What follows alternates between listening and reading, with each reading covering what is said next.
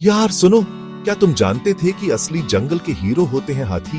ये प्यारे से जायंट्स सिर्फ बड़े और सुंदर नहीं होते, ये तो इकोसिस्टम इंजीनियर्स हैं। जैसे जैसे ये घूमते हैं, पेड़ों को गिराते हैं, रास्ते बनाते हैं, नए पौधों को उगने की जगह देते हैं, और इनके गोबर, उसमें होते हैं सीड्स, जिनसे नए पेड़ उगते हैं, जंगल हरा भरा रहता है। और जब ये पानी ढूंढते हैं तो छोटे तालाब बना देते हैं, जिनसे दूसरे जानवरों को भी फायदा होता है। तो अगली बार जब हाथी के बारे में सोचो तो याद रखना, ये सिर्फ अद्भुत क्रीचर्स नहीं है, ये हमारे जंगलों की सेहत के लिए बहुत जरूरी है।